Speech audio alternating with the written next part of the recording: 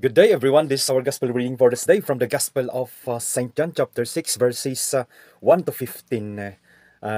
Ang kwento dito sa ating Banghilyo ay nalaman natin na tumawid ang ating Panginoong Hesukristo sa ibayo ng lawa ng Galilea or lawa ng Tiberias. Subalit, sinundan siya ng napakaraming tao dahil sa nakita nila at nasaksiyan nila na pagpapagaling ng ating Panginoong Hesukristo sa mga may sakit.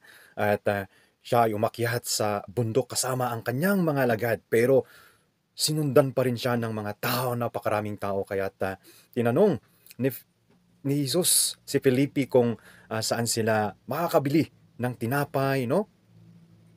Para pakainin yung mga tao. Pero sinabi ni Andrew, na kapatid ni Pedro, na may isang batang lalaki na may baon na 5 tinapay at 2 isda. Kaya pinaupo nila ang mga tao na mahigit kumulang ng 5,000 na mga kalalakihan. At kinuha ni Jesus ang tinapay at matapos magpasalamat sa Diyos, ay pinamahagi yon sa mga tao na nakaupo. Gayon din ang ginawa sa 2 isda, no?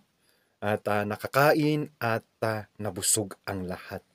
At dito ay inipon nila ang natira para hindi masayang at nakapuno sila ng 12 kain. At nais pong ituro sa atin ngayon ng ating Panginoong Hesukristo, no? Na kilalanin natin at tanggapin natin na tayo ay biniyayaan ng ating Diyos, no? Bilang isang Kristiyano na tagasunod po ng ating Panginoong Hesukristo, tayo ay biniyayaan ng ating Panginoon. Kaunti man yan o marami man yan, na tayo ay naniniwala, no? Na itong mga biyayang ito ay ipinagkaloob sa atin ng ating Panginoon. At sana tularan natin yung bata sa Ebanghelyo, no? Na kahit alam niya na kasya lang sa kanyang sarili o kulang pa, pero nanay pa rin ang pagbibigay sa kanyang puso para makakain ang lahat. Ito sana ang isabuhay natin, no? Ang magandang halimbawa na ipinakita na sa atin ng ating Panginoong Hesukristo sa buhay ng batang ito na may pusong mapagbigay, no? Act of giving, act of sharing what we have. Lalong-lalo na po sa mga taong nangangailangan ng tulong.